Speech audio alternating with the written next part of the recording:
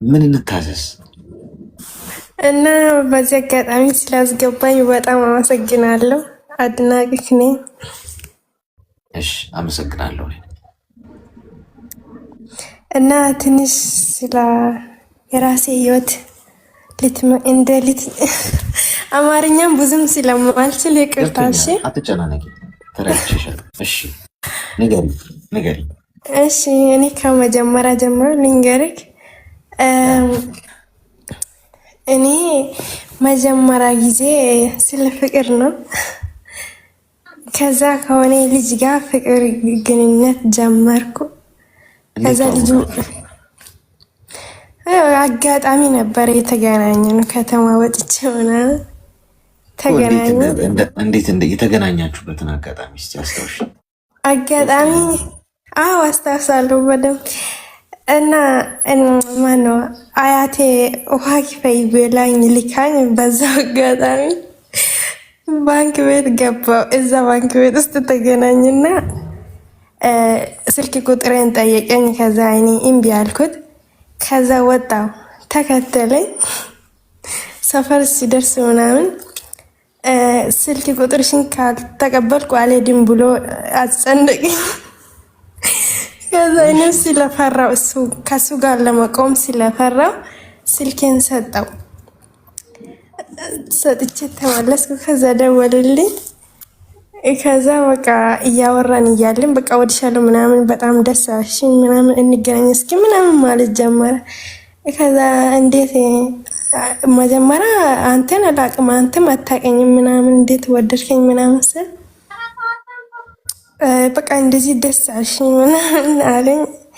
ከዛ እንደዚህ ማውራት ቀጠለን። ከዛ ልጁ በጣም እንደሚወደን ምናምን ነገረኝ። እኔም ዝም ብዬ አወራሁት። እኔም እያወራ እያለን በቃ ቆየን። አመት ምናምን ስንደርስ በቃ ተገናኘን። ማለት ሰፈር ውስጥ እንደዚህ በቃ ተገናኘንና በቃ እኔም ልጁ ደስ እያለው መጣ ማለት ነው። ፍቅር መሆኑን አለመሆኑን አላውቅም፣ ግን በቃ ደስ እያለኝ መጣ። አሁን ከዛውም አጋጣሚ 2 አመት ሞላ እንደዛ እያለን ማለት ነው። ብዙም አንገናኝም። እኔ ሻይልም ቤተሰቦች ይቆጡኛል ምናምን እላለሁ። ከዛ 2 አመት ሲሞላ በቤተሰብ መካከል ሌላ ሰው ለትዳር እኔን ይጠይቀኛል። የሰፈር ልጆችም ይሆን እኔም አላውቅም ሽማግሌ ምናምን ይላካሉ። ከዛ እኔ አልፈልግም፣ እኔ አረብ ሀገር መሄድ ፈልጋለሁ ነበር የሚለው የዛኔ ቤተሰቦቼ ማለት ነው።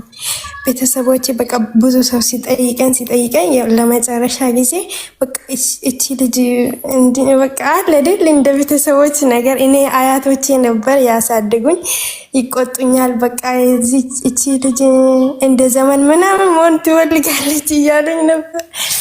ከዛ እኔም የዛኔ ያንን ልጅ ወደዋለሁ፣ ግን በቃ የእነሱን ስለሰማሁ ለመጨረሻ ጊዜ በጣም ስለቆጡኝ እነሱን ፈራለሁ። አገባሁት ሌላ ሰው፣ እሱን ትቼ ማለት ነው። ቤተሰቦችሽ ያመጡልሽን? አዎ በቃ ማለት እኔ የሚወደኝ ሰው አለኝ፣ ሌላ ሰው ወዳለሁ ማለት በጣም ያስፈሩኛል፣ ፈራለሁ። በይሉኝታ ነው ያገባሽው? ቤተሰቦችሽ ያመጡልሽን? አዎ ያን ሰው እንደውም የሰፈር ልጆች ምናምን እምቢ ብዬ የማላቅ አይቼ የማላቅ በቃ ማለት እንደዚህ አገባው። እሺ ሳገባ ፍቅር ምናምን የለኝም። ያንን ልጅም ደበቅኩ። በቃ ከነገርኩ ይጠልፈኛል። እንደዚህ በቃ እነግራለሁ። አንዳንዴ እንደዚህ ሌላ ሰው እኮ እንደዚህ ሽማግሌ እያላክ የነበረ እኔ እምቢ ብዬ ነው ምናምን ብዬ ስነግር እሱ በቃ ኧረ አይሆንም አይለኛል። ባልችል እንኳን ይጠልፍሻለሁ ምናምን ስለሚለኝ ስለፈራው አልነገርኩትም። ዝም ብዬ ያገባሁት ማለት ነው። አግብቼ 15 ቀን ሲሞላኝ ነገርኩት። ሲነገር በቃ ማመን አልቻለም።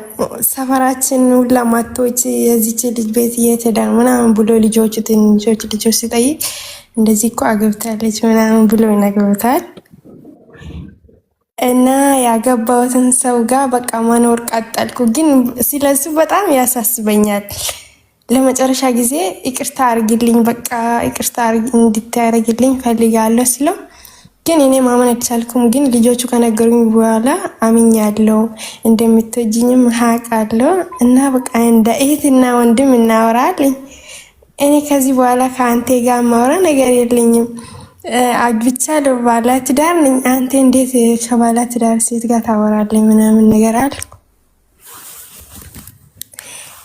ከዛ በቃ እሱ እስኪ እባክሽ ብሎ ለመነኝና ማውራት ጀመርን። ካገባ በኋላ ማለት ነው። ምንድን ነው የምታወሩት? ማለት ዝም ብለን እናወራለን። ያው ምን እሱ ስለምን ጉዳይ ነው የምታወሩት?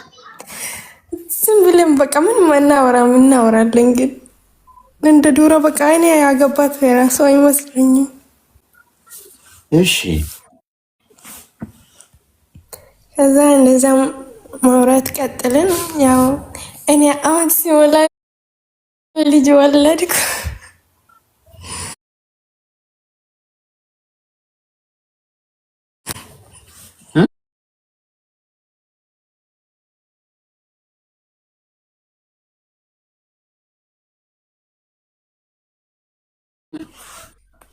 አመት ሲሞላ ያንን ያገባሁትን ሰው ያው አልወድም ማለትም ይከብዳል። ግን መውደድ ሳይሆን ተከባብሮ ማኖር አለ አይደል? እንደዛ ነው ህይወቴን የቀጠልኩት። በቃ እኔ መውጫ መግቢያ የለኝም። ቤተሰቦች የዚህ ላይ ስላስገደዱ ወዴት እንደሚሄድም ግራት ስለተገባኝ ዝም ብዬ ያገባሁት። የዛኔ በቃ እንደዛ ቆየሁት። በቃ ገባሁ። በቃ ምንም አይመስለኝም። ለሱ ፍቅርም ፍላጎትም የለኝም። ከሱ ጋር መሄድ የራሱ በጣም ይደብረኝ ነበረ እና በዚህ አጋጣሚ እየሰማኝ ከሆነ በጣም ይቅርታ ያለው ነገር ነው እና እንደዛ እያልኩ በቃ አሁን ወልጄ ምናምን ልጄ 2 ዓመት ሲሞላ ወደ ሳውዲ መጣሁ። ልጄ ላይ እናቴ ሰጥቼ ምናምን በቃ እኔ መጀመሪያም ከሱ ጋር ሲኖር በቃ ለሱ ፍላጎት ምንም የለኝም እና በቃ እኔ እንደማይወደኝ እንደማትወጂኝ ያውቃሉ ምናምን ይለኝ ነበረ። የዛኔ አብረን ስንሆን የራሱ ማለት ነው ያው እሱ እንደሚወደኝ ይነግረኛል። ግን በቃ እኔ አልወድም ስለፈራው ብቻ አማራጭ ስላጣው ብቻ ነው ከሱ ጋር የኖርኩት እና በቃ እንደዛ እያልኩ አረብ ሀገር እሄዳለሁ ብዬ ስነግር የራሱ አትሄጂም ብሎ በቃ ተጣላን። ለመጨረሻ ጊዜ የማትልከኝ ከሆነ እንፋታ ምናምን ነገር አልኩት። እሺ ከዛ እሱም ለመጨረሻ ጊዜ ስነግር በቃ እኔ በድብቅ ዝም ብዬ ፓስፖርት ምናምን አውጥቼ ፓስፖርት ነበረኝ ግን ጠፍቶብኝ ስለነበረ አሳደስኩ ምናምን ፕሮሰስ ጀመርኩ። በቃ ከዛ ፕሮሰስ ሲጀመር ቤተሰቦች ጋር ዝም ብዬ ልጅ ማየት ለእናቴ ስለሰጠው ሄጄ በዛው ትንሽ ቆይቼ ስለመጣው እኔ የማትልከኝ ከሆነ ይኸው እኔ ሄዳለሁ እንደምን አልኩትና በቃ ፕሮሰስ ምናምን ሲጀመር በቃ እጁን ሰጣ። በቃ እሺ ነገር አለኝ ግን አልተመቸኝም። ዝም ብዬ ነው ምናምን ሲለኝ እሺ ብዬ እኔም መጣሁ። እዚህ ሀገር መጣሁ። ከወጣ በኋላ ያው ደውላለሁ አልደውልም እሱ ይደውለኝ ነበረ እኔም ደውላለሁ ግን እራሳለሁ። ለሱ ለመደወል የራሱ እንዲህ ምን ይለኛል የሚለው ነገር ይመጣብኛል እንጂ ለሱ አስቤ ምናምን አይደለም የምደውለው። ምን ይለኛል የሚለው እሺ። ከዛ እንደዛ እያለን ቆየን። ያው አሁን እኔ ከሱ ጋር መኖር ይከብደኛል ማለት መጀመሪያም ስለፈራው ነው ከሱ ጋር የኖርኩት ማለት አማራጭ ስላጣው ማለት ነው። እና አሁንም ያው ትንሽ ሰው ምን ይለኛል የሚለው ነው ሀሳቤ ውስጥ የሚመጣ እንጂ ለሱ ምንም ፍላጎት የለኝም። እና እዚህ ላይ ማለት የምፈልገው አሁን እንዴት የማታፈቅሪ ሰው ጋር መኖር የምትችም ነገር ማለት እኔም የዛኔ ልጅ ነበርኩ፣ ወላይ ልጅ ነበርኩ። በ17 ዓመቴ ነው ያገባሁት እና በቃ አሁን ሲገባልኝ በቃ የዛኔ የቤተሰብ ፍርሃት ብቻ ነው የሚታየኝ እንጂ እኔ ምንም የማውቀው ነገር የለኝም ነበረ። በቃ ባልሽ ምን አይነት ሰው ነው? ምን አይነት ሰው ማለት ጥሩ ሰው ነው? ያው እንደዚህ ጥሩ ሰው ያው ጥሩ ሰው ነው። ያው በምን መጥፎ ይያልታል። ላንቺ ያለው አመለካከት ምንድን ነው? እሱም ግን ይወድሻለሁ ምናምን ነገር ይለኛል። ግን በቃ እኔ አይመችም። እሱ ብሎ ቢነግረኝ ራሱ አይመችኝም። ግን እዚህ ከመጣው በኋላ መሆን የምትፈልጊ ነገር ንገሪኝ፣ ድሮም እንደማትወጂኝ አውቃለሁ። በቃ መጨረሻሽን ንገሪኝ፣ እንለያይም ካልሽኝ እንለያይ፣ ችግር የለኝም ይለኛል። አሁን እኔ እዚህ ከመጣ በኋላ ልጁንም ወስዶታል። ሌላ ልጅም ባላገኝም በራሴ መንገድ ማሳደግ ፈልጋለሁ ብሎ ወሰደ። ልጁንም ወስዶታል ከእናቴ ማለት ነው። አሁን ልጁንም እሱ ነው እያሳደገ ያለውት እና በቃ እሱም በጣም ፈርቷል። ያው እኔ ለሱ ያለው ስሜት ምናምን ስለሚታይበት ፈርቷል። በቃ መሆን የምትፈልጊ ነገር መጨረሻሽን ንገሪኝ ይለኛል። ግን እኔ ፈራው፣ በቃ አልፈልግም በማለት ከበደኝ። እሺ ዝም ብዬ መኖርም ከበደኝ። በቃ ማለት እኔ በቃ ሳላፈቅር በቃ እኔ ገና ልጅ ነኝ። እንዴት የማይወድ ሰው ጋር እንዴት መኖር እንደምችል። እድሜሽ ምን ያህል ነው? አሁን 21 ዓመት ሊሞላኝ ነው ገና። ይሄኛው ፍቅረኛሽ ባንክ ቤት የተዋወቅሽ አሁንም ታወሪዋለሽ?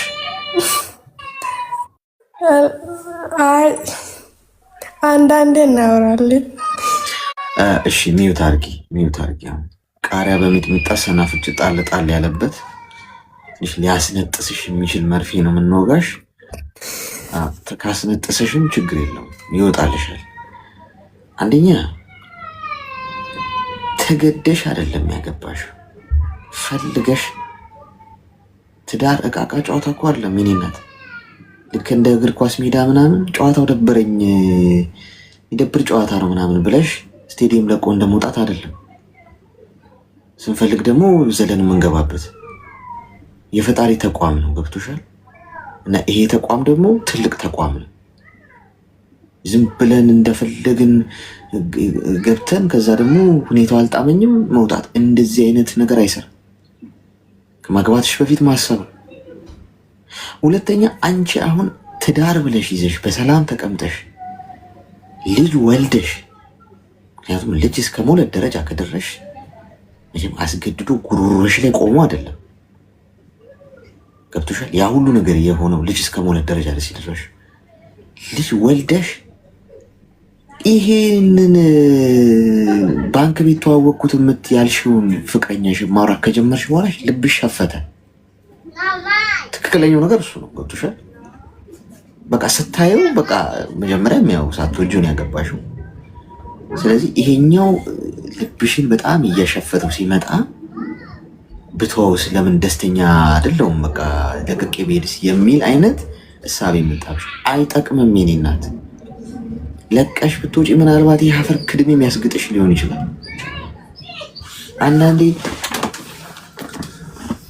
እኛ ባሰብነው ሳይሆን እግዚአብሔር በፈቀደልን መንገድ ነው የምንኖረው። የሚበጀንን እሱ ያውቃል። ገብቶሻል?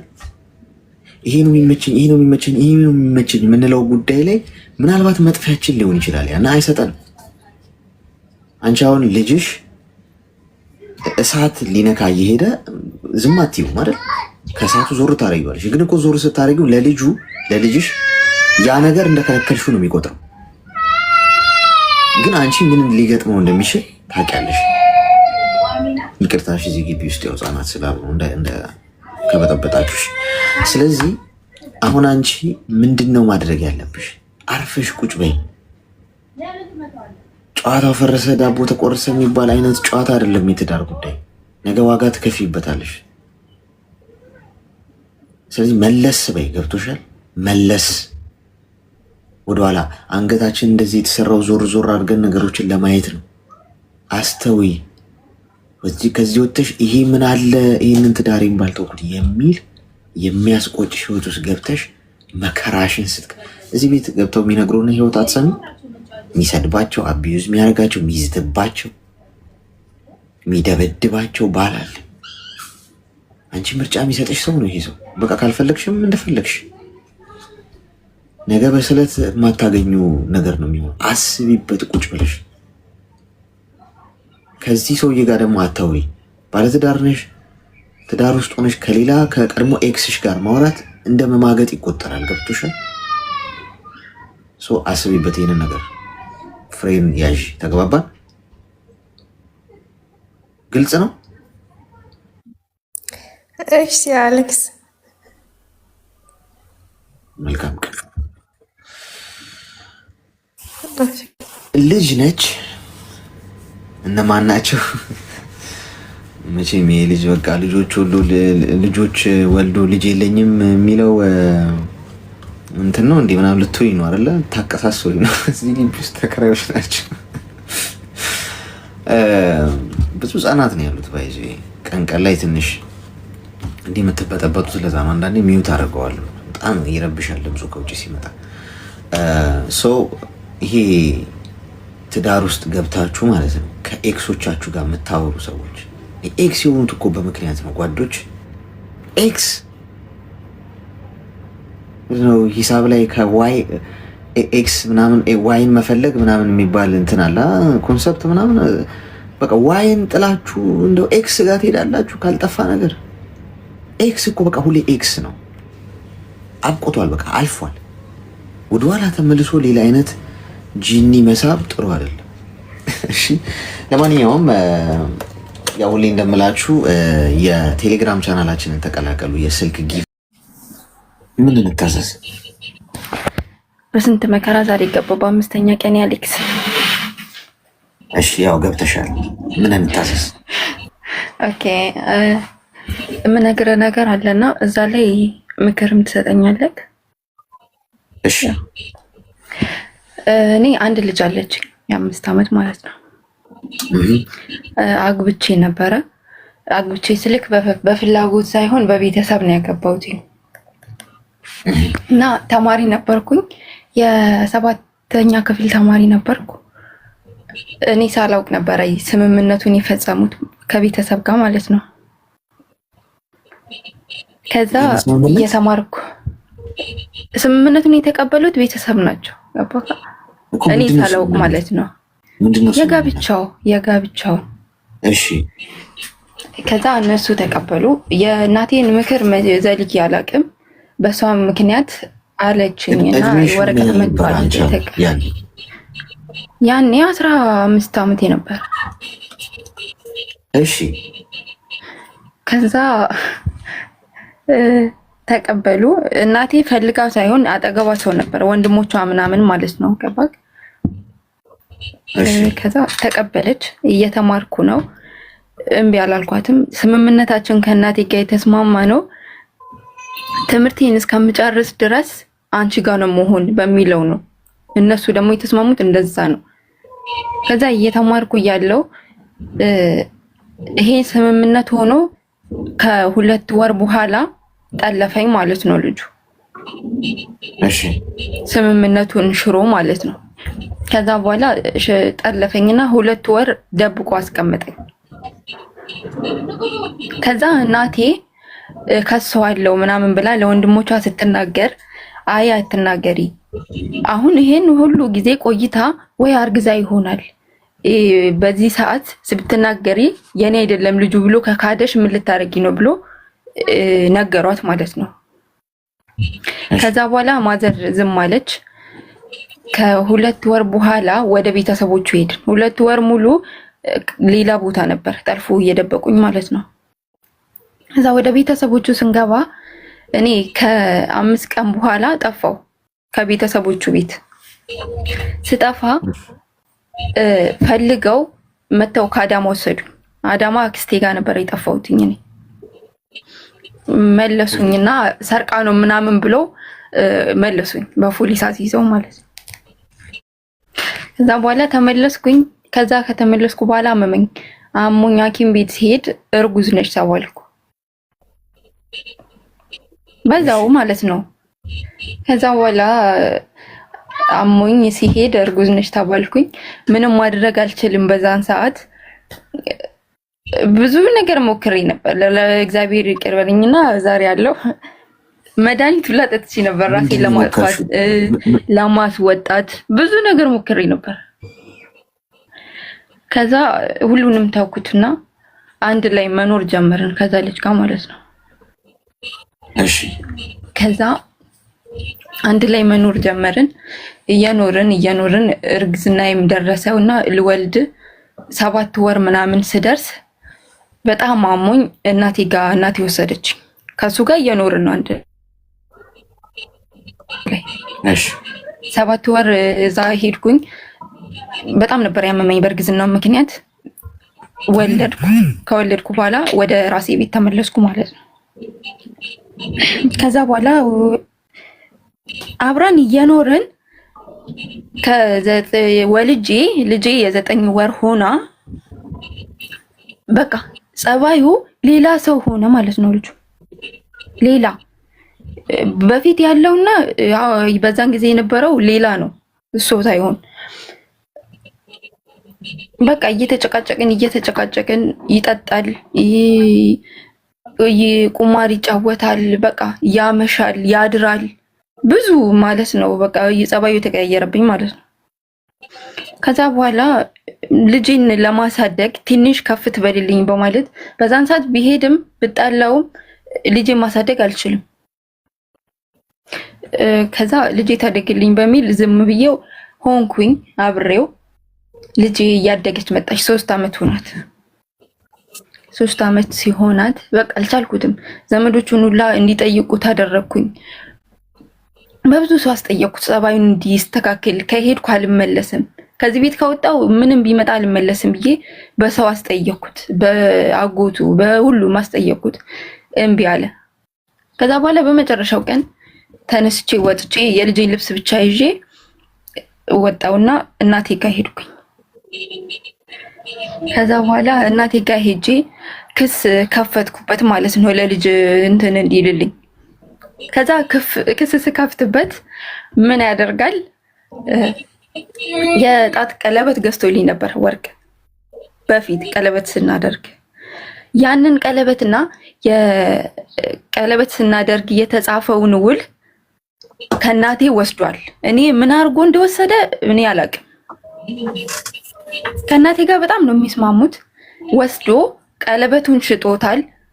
ወረቀቱን ደግሞ ይዞ አንዱ እኔ ጋር አንዱ እሱ ጋር ነው የሚቀመጥ። እንደ ሕጉ ሲጻፍ ወረቀት በሽማግሌ ወስዶ ሄዶ እኔ ሳላውቅ በፊት ሳልወልድ በፊት ፍርድ ቤት ሄዶ 80ውን ቀዶታል። በቃ አሁን እሱ ሚስት የለውም። እኔ ነኝ እንደ ሚስት የኖርኩት 4 ዓመት ሙሉ ማለት ነው። ከዛ አንቺ ሳትኖሪ አንቺ ሳትፈቅጂ ወይም እንዴት ነው እሱ ብቻውን ይሄን ሊያደርግ ይችላል? ቀዶታል። ምስክር አስመስክሮ 3 ሰው አስመስክሮ ፈቶታል። ፍርድ ቤት ሄጄ ይሄንን እግዚአብሔር ነው እኔ ያወቅኩት አሁን ስከሰው ነው። እሺ ከዛ ሲቀርብ ይሄንን መልስ ይዞ ቀረበ ማለት ነው። ሚስቴ አይደለችም ልጅቷ የኔ ናት፣ ግን እሷ ሚስቴ አይደለችም፣ 80 የለንም ብሎ 80ውን እየቀደደበትን አቀረበ። እኔ አላውቅም አልኳቸው። እኔ ምንም የማውቀው ነገር የለም። 4 ዓመት ሙሉ አንድ ላይ ነው አንድ ቤት ነው። ምንም የማውቀው ነገር የለም። ስለ 80ው መቀደዱ እኔ የማውቀው ነገር የለም። ከዛ ፍርድ ቤት ይሄ የተጠማዘዘ ነገር ሲመጣበት ወደ ሽማግሌ ነው የሚመለስ። እንደ ሕጉ ወደ ሽማግሌ ሲመለስ እኔ ከሱ ጋር በጣም ሰልችቶኛል ጭቅጭቅ በዛን ሰዓት። ወደ ሽማግሌ ሲመለስ ሽማግሌዎቹን የኦርቶዶክስ ነኝ። ቤተክርስቲያን ግቢ ውስጥ ይሁንልኝ ይሄ የምናወራው አልኳቸው። ቤተክርስቲያን ግቢ ውስጥ ቁጭ ብለን አንቺ ሚስት ምንም አልፈልግም አልኳቸው። እንዳታወሩላችሁ አንቺ ሚስት አይደለሽም ከኔ ጋር 4 ዓመት ሙሉ አልለፋሽም ብሎ እቺን ቃል ብቻ ይናገር አልኳቸው። እሺ ከዛ ምንም ከኔ የምትፈልጊው ንብረት የለም አለኝ። ከዛ በኋላ እንደዚህ እሱ ካለ እግዚአብሔር ይሄ የሚያየው ግቢ የተቀመጥኩበት ብዙ ለኔ ትልቅ ነገር ነውና ለሱ ትቼዋለሁ ብዬ እናቴን ይዤ ሽማግሌዎችን ይዤ ወጥቼ ሄድኩኝ ከዛ ግቢ። ከዛ በኋላ በሳምንቱ ስንኖርበት የነበረው ቤት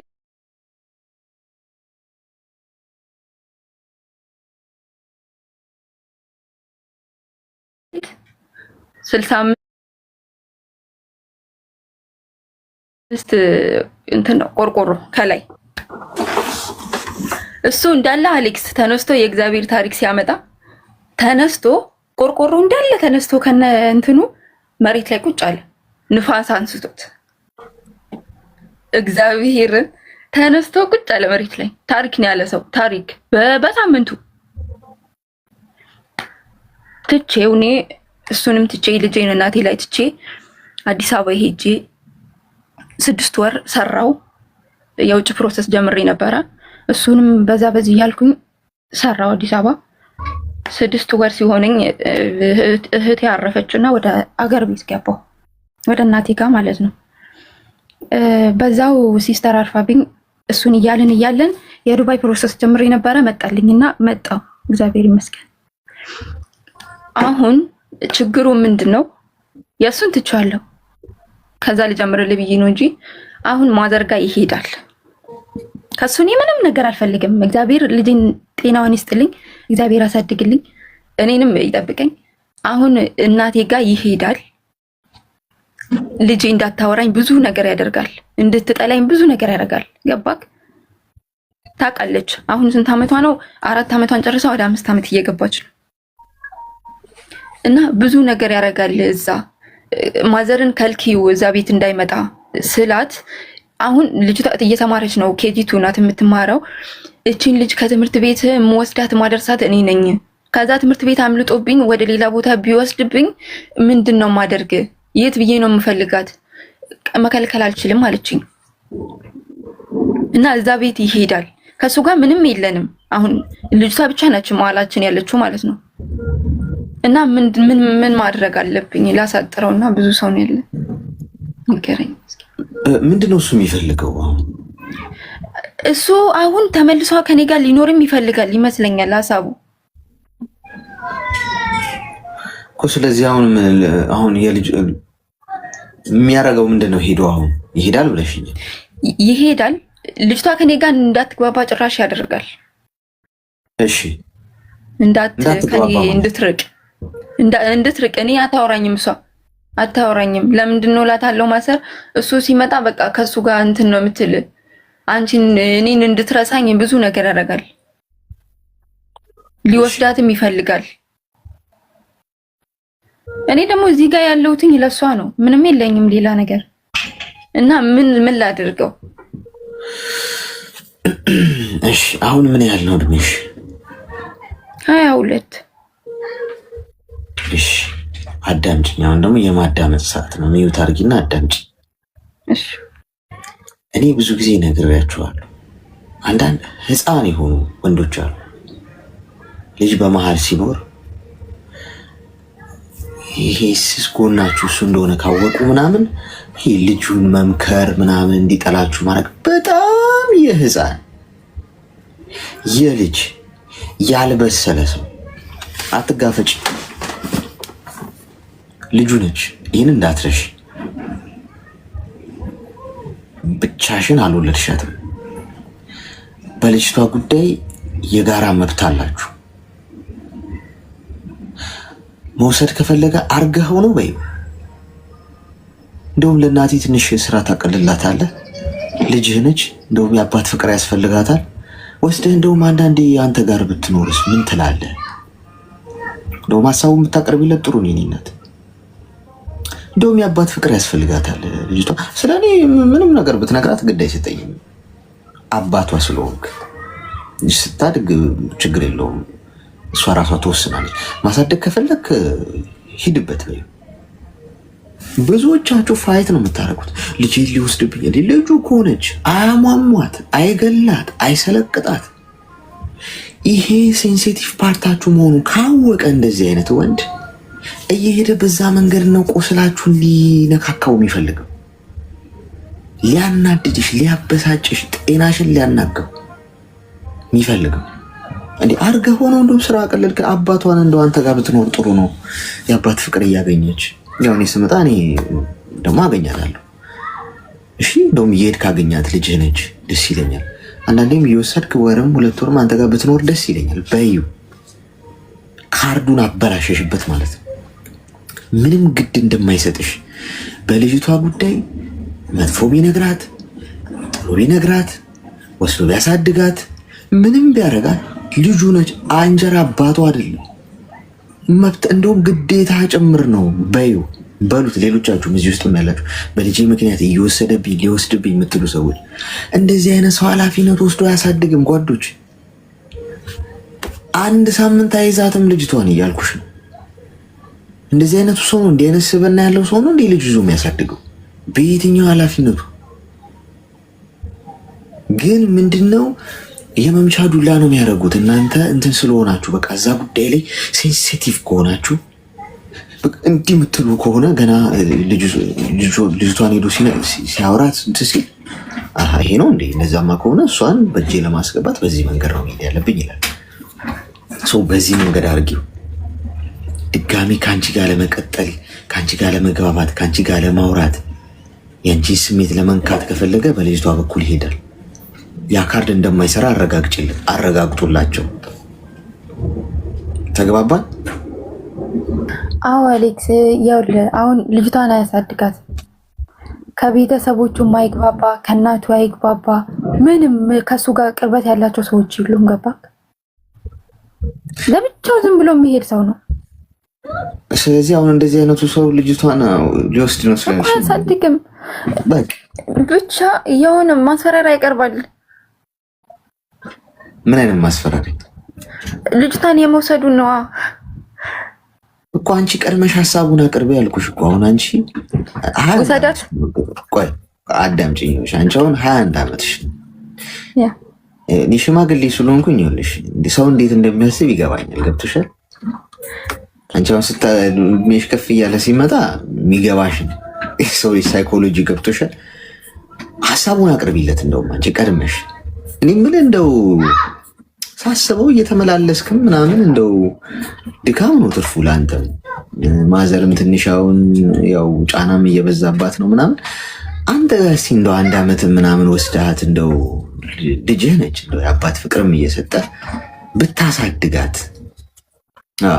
እኔም ምን ለማገዝ ልሞክር እችላለሁ፣ ግን ብታሳድጋት እስቲ ምን ታስባለህ? በዩ ጭራሽ ልጅቷን እንደወስዳትም ነው እንዲህ የምትፈልገው? አይደርስም ጭራሽ እዛ ሰፈር። ስለዚህ አንቺ ቢወስዳትስ የሚል ማስፈራሪያ አለ። አባቷ ነው እንጀራ አባቷ አይደለም። አንቺ ብቻ መብት የለሽም በልጅቷ ጉዳይ ላይ። የተጣላችሁት ያልተግባባችሁት በትዳራችሁ ጉዳይ እንጂ በልጅቷ ጉዳይ እኩል መብት ነው ያላችሁ። ይሄን አትርሺው። ገብቶሻል? በህግ ራሱ ቢሄድ ማለት ነው። አሁን ይሄ ሰውዬ እንደው የእውነት የማሳደግ ኃላፊነት የሚሰማው ሰው ሆኖ እሱማ ብሏል እኮ ቢሄድ መብት አለው። ገብቶሻል? ሪላክስ። እሺ እናት አትሟሟም። ልጅሽ አባቷ ዘንድ ነው ያለችው። እንትን አታርጊው። ይሄ ፐርሰናል ጉዳይ አታርጊው። ፐርሰናል ጉዳይ አንቺን የእሱ ጉዳይ ብቻ። ያኔ ሰላም ታገኛለሽ፣ እሱም ይሸሻል። ምክንያቱም ጭራሽ ሊሰጡኝ ነው እንደሚፈልጉት ብሎ ኃላፊነት መሸከም ስለማይፈልግ ልም ብሎ የሚጠፋው። እመኚ። እሺ አሁን እኮ እኔ የሚያናድደኝ እኔ ሁሉ ነገር የምችለው ከዚህ እኔ እዛ ሲሄድ አንድ ሊትር ዘይት እንኳን ገዝቶ አይሄድም። ልጅቷን ለምን እንዲያረጋታል የሚለው ነው የሚያናድደኝ። ምንም ነገር ያደርግላትም፣ አይቆራርጣት፣ አባቷ እኮ ነው። አሁን እንዳልኩሽ ብዙ ጊዜ የራሳችንን ድካም ብቻ ነው የምናየው። እኔ እንዲያርጌ እንዲገዝቼ ምናምን። እስቲ ሌላ በሳል ሰው ሁኚ፣ ሪላክሱ ያሳድግ። እስቲ እፈልጋለሁ ካለ ይመች። እንደውም ጥሩ ነው። እኔ ራሱ አግዛለሁ። በርታበት በይ። 1 ወር አይዛትም ልጅቷ። እሺ እሺ እሺ። እኔ አመሰግናለሁ። እሺ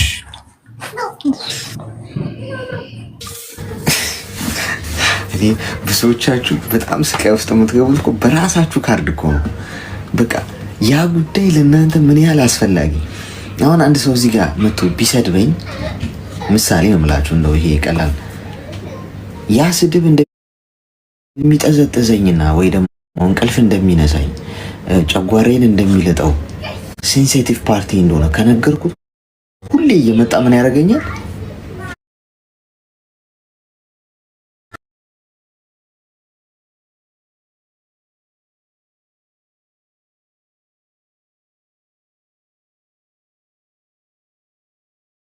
ስራ አይመስለኝም ብሎ ነው የሚሄደው።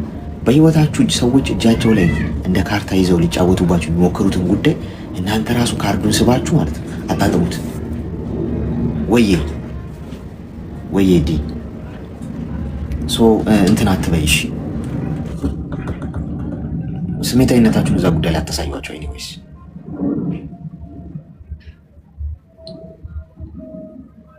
አሌክስዬ ይደርሳል።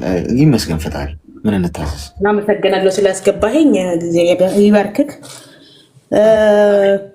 አንተ እንዳልከው ምን አለ መሰለህ አባቶች ትንሽ በዚህኛ እህቶቻችንን ለማጥቃት እናቶችን ለማጥቃት ይፈልጋሉና ብዙዎች ያልበሰሉት እህቶች ያሉ እናት የሆኑት ሜንታሊ ሳይበስሉ እናት የሆኑት አሉና በዚህ ለማጥቃት የሚሄዱበት ሕፃን የሆኑት ለአባትነት ብቃት እንትን ያላሉት አባቶች አሉና ብዙ ጊዜ ምክርክ በጣም ደስ ይላል። ተባረክ። ሕፃናቶች አሉ በጣም ያልበሰሉት ስለ ልቦና ዝግጅት ያላደረጉት ሜንታሊ ወንድ ስለሆነ ብቻ ባል ይሆናል ብሎ የሚያስቡት ስለወለደ ብቻ ያው አባት ነው ለምንድን ነው እንደ አባት አያስብም የምንለው ብዙ ያልበሰልን እህቶቻችን አሉ። የተፈጥሮ ግዴታ ሆኖባቸው እናት የሆኑት ዝግጅት ያላደረጉት ብዙ እዚህ ውስጥ ያሉት እህቶች አሉና ምክር በጣም ነው ደስ የሚለው።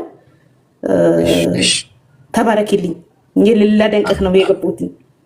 እሺ እግዚአብሔር ያክብርልኝ። እሺ ትብትልኝ መድኃኒዓለም መልካም ቻው። እሺ አድናቆት ነው ተቀበለ። ያው እንዳይበዛ እንጂ ችግር የለውም። አድናቆት በስሱ ያው ብዙ መበሳጫቸው ያለ ሰዎች ሊኖር ስለሚችሉ እንደነሱ ስለማዝን ነው። እሺ አታብዙ ምላቸው። ትንሽ ኤሌክትሪክ ምናምን ሄሎ፣ ጤና ይስጥልኝ። ዳግሟል ከደህና ነው። ጉንፋን ይዞኝ ነው። ይቅርታ። ኤርፎን ነው የምትጠቀሚ? ኦኬ ቆይ ላቋርጣ። ኤርፎኑን አቋርጮ እና በስልክ ሻውሪ። አሁን ይሰማል? ይሰማል አሁን። እሺ ምንም ታዘዝ? ምክር ፈልጌ ነው ወንድሜ። ታዘዝ፣ ንገሪኝ።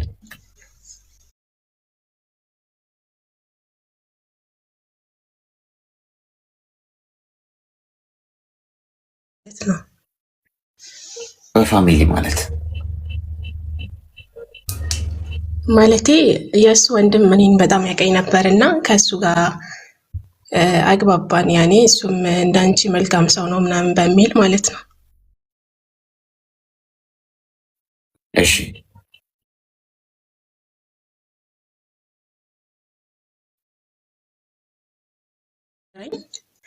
እኔ እና እሱ በዚህ ሁኔታ በሄድንበት ሰዓት የእኔ ፋሚሊዎች ደግሞ ለሌላ ሰው ሰጥተውኝ ነበር። እሺ እኔ ሳላቅ ማለት ነው። ከዛ የሆነ ሰዓት ማዘርን በኢሞ እያወራኋት፣ በነገራችን ላይ እኔ ሳውዲ ነው ያለሁት። እሺ ከዛ በቃ ይበቃሻል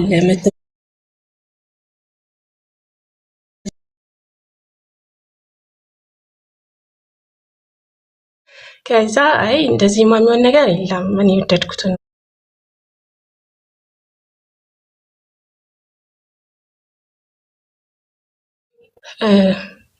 ሁሉም ፋሚሊዎቼ ጋር ደረሰ ይህ ነገር። እኔ ቀለበት ምናምን ልጁ ከሰጠ ያኛው ፋሚሊ የፈቀደልኝ 7 ወር ምናምን አልፎታል። እኔ ግን አልሰማውም እና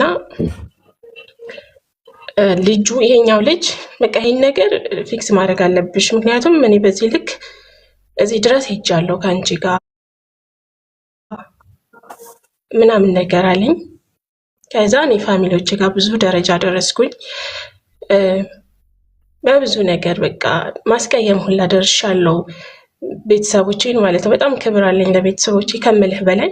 ነገር ግን በሱ ሁኔታ በጣም ብዙ ነገር አድርጌያቸዋለሁ ከሚገባው በላይ ማለት ነው። እና በቃ ፋሚሊዎቼ ጋር በጣም ተደባበርኩ ምናምን። ለብዙ ጊዜ ማዘር ያማታል። በቀን እንኳን 2 ካላገኘኋት በጣም ነበር የሚከፋኝ። ግን የዛኔ ለ15 ቀን ምናምን ነገር አላወራኋትም ምናምን ተውኩኝ ሁሉን ነገር ከነሱ ጋር ማለት ነው። ከዛ ማለት ማዘርም በዚህ ሀሳብ ካልተስማማሽ እንዳትደውይ ያለችኝ። እኔም ደግሞ ይሄኛው ልጅ ካልፈቀዳችሁልኝ እንዳትደውልልኝ አልኳቸው ማለት ነው። ከዛ በዛ ሁኔታ ላይ ያለን ይሄኛው ማብሽር ይለኛል፣ ከጎንሽ ነኝ ይለኛል ምናምን ነገር በቃ እምቢ አልኳቸው። በጣም አመጽኩኝ ምናምን። ማዘር በፋሚሊ ስለመነችኝ፣ በቤተሰቦቿ ስለመነችኝ ምናምን ነገር፣ በጓደኞቿ እምቢ አልኩኝ። በቃ ታውቃለህ አንዳንዴ ሴት ልጅ ምን ብዬ ልንገርህ በጣም ከባድ ነው። እና በጣም በቃ አስቸገርኩኝ ምናምን። በቃ እምቢ ካለች ምንም ማድረግ አይቻልም ተባለ። አይዛው እሱም ውጭ ሀገር ነው የሚኖረው፣ አረብ ኤምሬት ሳይሆን ሌላ ቦታ። ያኛውም ያጨኝም ልጅ እንደዛው ነው ማለት ሁለቱም ያሉበት ሀገር ቢለያይም ሌላ ቦታ ነው ያሉት። እና ያው ለሆነ እኔ ምን ቢያልኩኝ ምናምን ምንም ማድረግ አይቻልም በቃ ግን በጣም ትለድሚያለሽ ምናምን ነገር ብዙ ነገር አሉኝ። ከወንድሞቼ ጋር ጣላው። ታላቅ ወንድሜ ፋዘር የለም እዚህ ስደት ላይ ሆኜ ነው ያጣሁት። አጎቶቼ ምናምን በጣም ደበራቸው ምናምን ነገር ብቻ እኔ እምቢ አልኩኝ። ያ ነገር ሆነ። ግን አሁን ላይ ብዙ ነገሮች ተበላሽተዋል። በቃ ፋሚሊ ቀለበቱን አልፈልግም ሲል ያኛው እኔ ከረመዳን በኋላ ኮንትራቴ ስላለቀ ሀገር ስለምገባው ቀለበት ያደረገልኝ ማለት ነው። ሀገር ገብቶ ነበር ረመዳን ሰዓት ላይ ያኔ አግብቶ ሊወስደኝ ማለት ነው። ከዛ እሱ ከመጣ በኋላ ሁሉን ነገር ንገሩትና ሁሉም ነገር ይቆማል።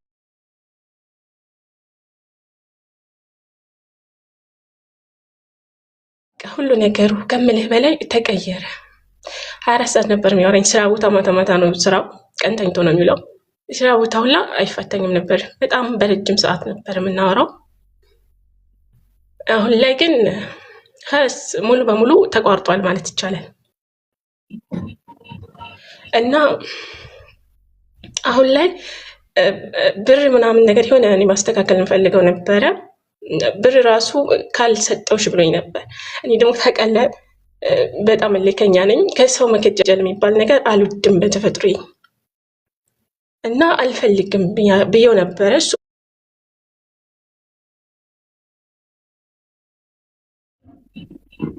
በምን አይነት መልኩ መግባባት ማለት በጣም ብዙ ነገር አስቀይሜያቸዋለሁ። በቃ ከይቅርታም በላይ የሆነ ነገር እነሱ ያሉሽን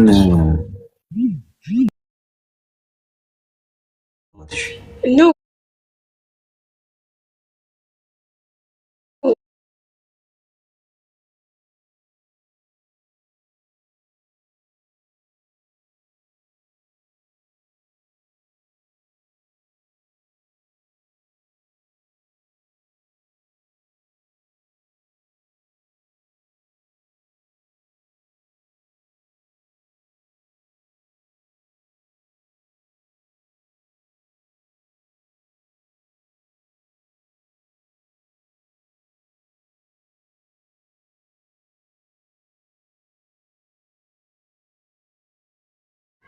ያልፈለጋችሁበት ትዳር ውስጥ ነው የምትገቡት። ሁለተኛ ከገባችሁ በኋላ ራሱ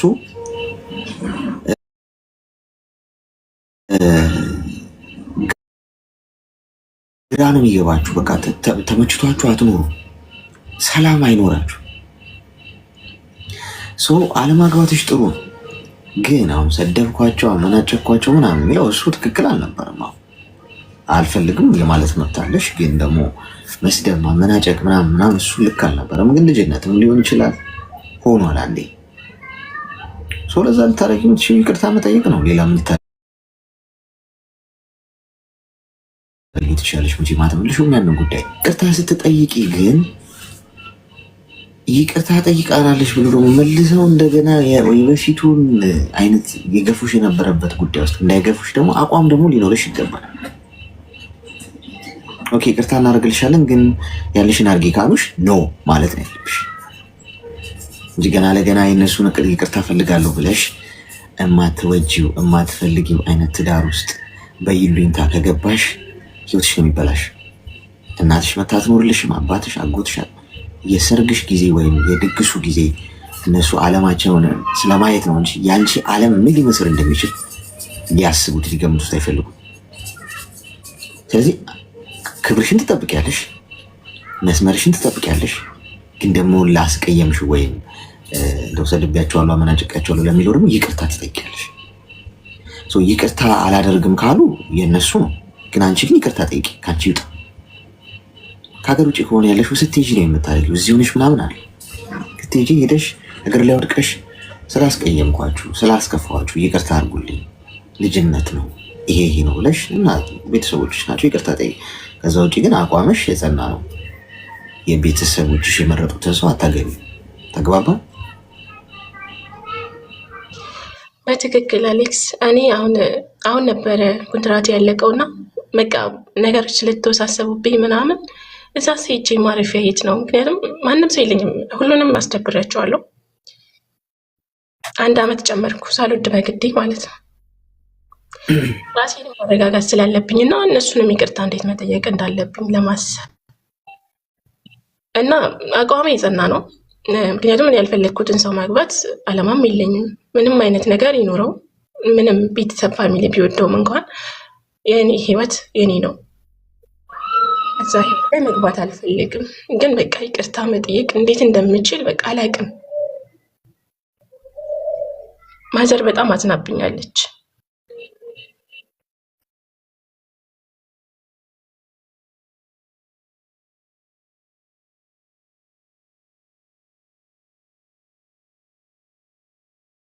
ያቸው ነሽ ሊያዝኑብሽ ይችላሉ እንጂ ለጊዜው እንጂ ቆርጦ አይጥሉሽም መቼም።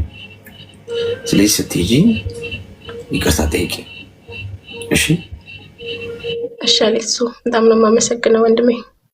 እሺ እግዚአብሔር ያክብር።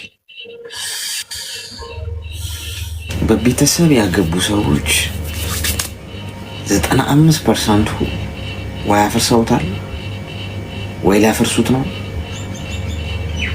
ወይ መሯቸዋል፣ ተስፋ ቆርጠዋል፣ ጤናማ አይሆኑም።